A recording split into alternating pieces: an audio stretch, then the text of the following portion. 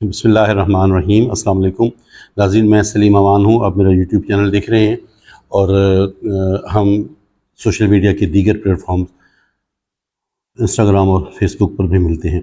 دو عنوانات پر ہم نے بات کرنی ہے۔ ثناء اللہ خان مستی خیل انہوں نے خطاب کیا اسمبلی میں بجٹ کے موضوع پر، اور انہوں نے پھر کچھ ایسے کلمات استعمال کیے کہ ان کی رکنیت بھی اس سیشن کے لیے معطل کر دی گئی، اس پر بھی ہم گفتگو کریں گے۔ سوات کے واقعے پر بھی ہم گفتگو کریں گے۔ پہلے ہم سوات کے واقعے پر گفتگو کر لیتے ہیں۔ آپ سب اس واقعے کی میں کہوں کہ فوٹیجز دیکھ چکے ہیں کہ وہاں پہ کیا ہوا ہے۔ ایک شخص کو مذہب کی توہین کی بنیاد پر قرآن پاک کو شاید جلانے کے الزام پر ایک شخص کو گھسیٹ کر، ڈنڈے مار کر، پتھراؤ کر کے اور آگ لگا کے اسے جلا دیا گیا ہے۔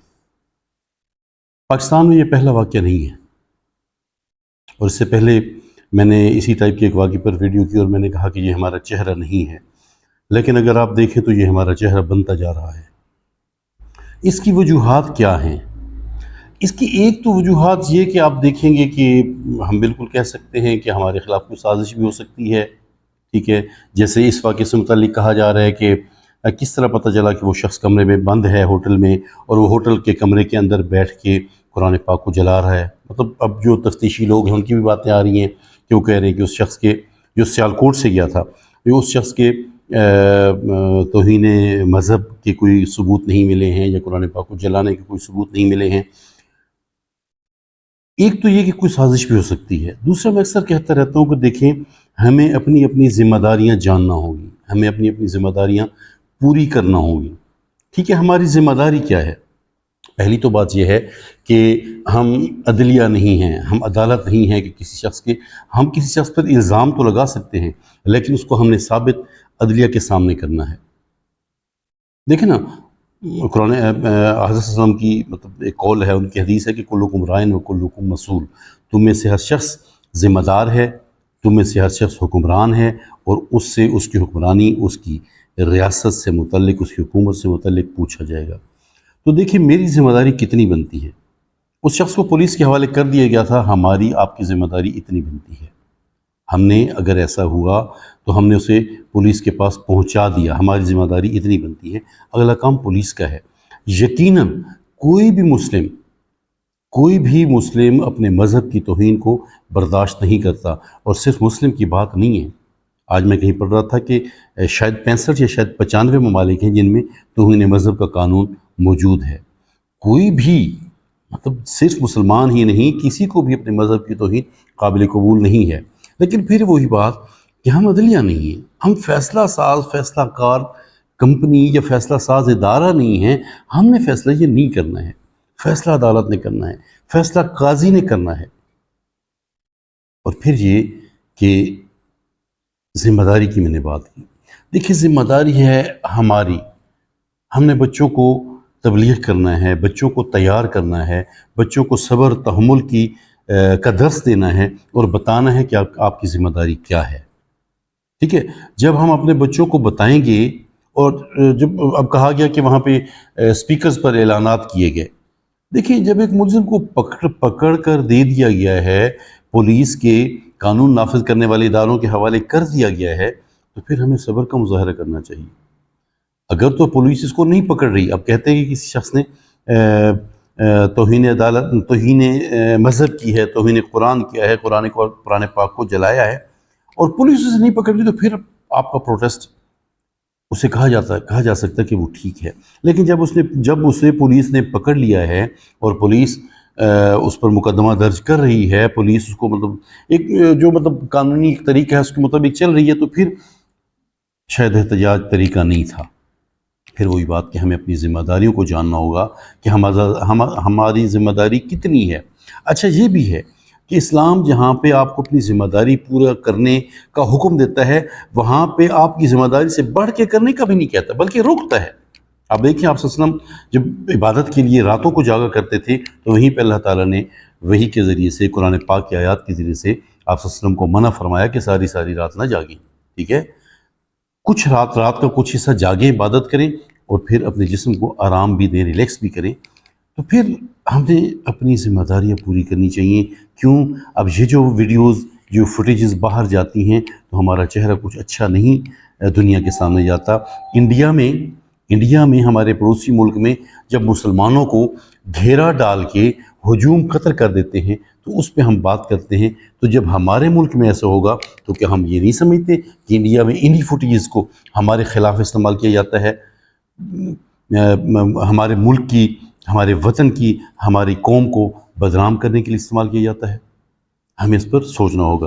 ثناء اللہ خان مستی خیر ممبر ہیں قومی اسمبلی کے بھکر سے، یہ پہلی دفعہ ممبر نہیں بنے ہیں، وفاقی سیکرٹری داخلہ بھی رہ چکے ہیں مشرف کے دور میں، پاکستان مسلم لیگ کے ساتھ بھی رہے ہیں، کاف لیگ کے ساتھ بھی رہے ہیں، آزاد بھی جیتتے رہے ہیں، اور پاکستان تحریک انصاف کے ساتھ بھی وہ الیکشن لڑے ہیں اور جیتے ہیں۔ ثناء اللہ مستی خیر نے بجٹ کے عنوان پہ خطاب کیا ہے اور وہاں پہ کچھ نازیبا کلمات، غیر پارلیمانی کلمات کہے گئے ہیں، وہ آپ سن چکے ہیں۔ اب میں وہ اپنی سکرین پر دوبارہ سے سنوا تو نہیں سکتا، لیکن تھوڑا سا اس ویڈیو کو ہم تھوڑا سا دیکھ لیتے ہیں۔ خواجہ صاحب، ہم عوام کے ووٹ لے کے آتے ہیں، ہم کے نہیں آتے۔ جب خواجہ صاحب آپ یہاں بات کرتے ہیں نا، میں رونا آتا ہے۔ پیسے لے کے آپ نے الیکشن لڑا۔ آپ نے سنا۔ اب پھر میں کہتا ہوں کہ ان الفاظ کو میں دہرا تو نہیں سکتا، لیکن میں کیا کہتا ہوں کہ ان الفاظ کی حمایت نہیں کی جا سکتی، کسی طور بھی حمایت نہیں کی جا سکتی۔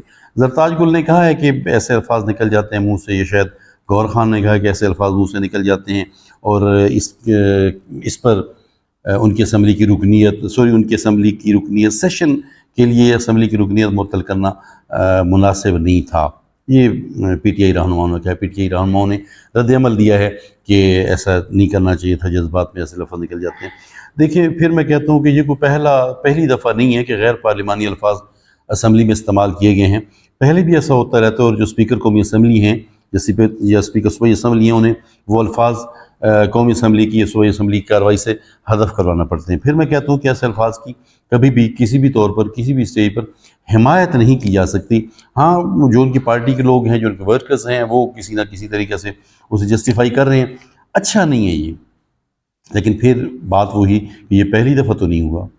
ہم نے کیا کیا نام رکھے، میں وہ نام بھی نہیں دہرانا چاہتا کہ ہم نے خواتین کے پارلیمان میں بیٹھ کے، قومی اور صوبائی اسمبلی میں بیٹھ کے ہم نے خواتین کو کیا کیا نام دیے، ٹھیک ہے۔ خواتین نے احتجاج کیا ہے، مطلب اسپیکر آفس میں وہ گئی ہیں، وہاں پہ جا کے انہوں نے احتجاج کیا ہے، احتجاج کی ویڈیو بھی آپ سکرین پہ دیکھ رہے ہیں، اور انہوں نے مطالبہ کیا ہے کہ ثناء اللہ خان مستی خیر کی جو رکنیت ہے وہ سیشن کے لیے سسپینڈ کی جائے، اور پھر اسپیکر اسمبلی نے ان کی کہا جا رہا ہے کہ سیشن کے لیے رکنیت معطل بھی کر دی۔ یہ پہلی دفعہ نہیں ہوا ہے۔ ہم نے اجلاس میں کارروائی کی کاپیاں پھاڑی ہیں، ہم نے بجٹ کی کاپیاں پھاڑی ہیں، ہم نے ڈائس کا گھیراؤ کیا ہے، کرسیاں چلی ہیں ہماری اسمبلیوں میں، یہ مناسب نہیں ہے۔ دیکھیں، یہ پہلے جو میں بات سوات کا واقعہ میں ذکر کر کے کہ ہمارا چہرہ نہیں ہے، ہمارا یہ بھی چہرہ نہیں ہے کہ ہم بد کلام ہوں، ہم بد زبان ہوں، ہمارا یہ بھی چہرہ نہیں ہے۔ جتنی بھی آپ کو کسی سے کوئی تکلیف ہو، انہوں نے مطلب جتنی بھی آپ کو کسی سے تکلیف ہو، بہرحال سفارتی زبان جسے کہہ لیں، پارلیمانی زبان استعمال کی جاتی ہے۔ وہ کہیں پہ چند دوست بیٹھے تھے نا، تو وہ کہنے لگے کہ اردو میں گالیاں نہیں ہوتی، تو ایک دوست کہنے لگے کہ اصل مسئلہ یہ کہ چونکہ اردو لشکری زبان ہے، ایک سفارتی زبان ہے، تو اس میں گالیاں نہیں ہوتی۔ بہت زیادہ کیا کہہ لیا جاتا ہے، وہ کہتے ہیں کہ دو دوست ایسے اکٹھے تھے نا، تو ایک دوست کسی پہ غصہ کر رہا تھا تو وہ اردو میں، تو اس نے کہا جی کہ میں آپ کے ابا حضور کی شان میں گستاخی کر جاؤں گا۔ تو اردو میں گالیاں نہیں ہوتی، اردو میں جتنی گالیاں ہیں جو دوسری زبانوں سے مستعار لی گئی ہیں۔ تو کہنے کا مقصد یہ تھا کہ یہ پہلی بار نہیں ہوا ہے، وہ وقت کرتا ہے پرورش برسوں کہتے ہیں۔ ظاہر ہے جو بندہ غیر پارلیمانی زبان استعمال کر رہا ہوتا ہے، نامناسب زبان استعمال کر رہا ہوتا ہے، تو اس کے پیچھے بھی کچھ دکھ درد ہوتا ہے۔ جب ہم دیکھتے رہیں، جب ہم چیک کرتے رہیں کہ ہمارے الفاظ دوسرے کی طبیعت پر کیسے گزریں گے، یہ جو الفاظ ہیں ان کے معنی کیا ہوں گے، میرے سامنے کا بندہ جو ہے، میں صرف ثناء اللہ خان مستی خیر کی بات نہیں کر رہا ہوں، میں اس سے پیچھے کی بات بھی کر رہا ہوں۔ یہ ایسے نہیں ہے نا کہ ایک دن میں یہ ایسے نہیں ہو جاتا۔ وہ حکومت مسلم لیگ کی ہو، وہ مسلم لیگ کاف کی حکومت ہو، وہ پیپلز پارٹی کی حکومت ہو، وہ کبھی عمران خان کی تحریک انصاف کی حکومت ہو، ہر حکومتوں میں ایسے غیر پارلیمانی الفاظ استعمال کیے جاتے رہے تھے. لیکن میں کہتا ہوں کہ سب سے برا جو اثر ہے وہ ہمارے بچوں پہ پڑتا ہے، ہمارے بچوں کی شخصیت پہ پڑتا ہے. ہمارا چہرہ جو سامنے دنیا کے جاتا ہے، وہ کیا کہیں، وہ چہرہ ہمارا جو پیار کا چہرہ ہے، جو محبت کا چہرہ ہے، جو بڑا سنجیدہ چہرہ ہے، بڑا محبت کا چہرہ ہے، نفیس چہرہ ہے، اس کو ہم مرجھا رہے ہیں. وہ چہرہ مرجھا رہا ہے اور ہمیں اس چہرے کو مرجھانے نہیں دینا چاہیے. السلام علیکم.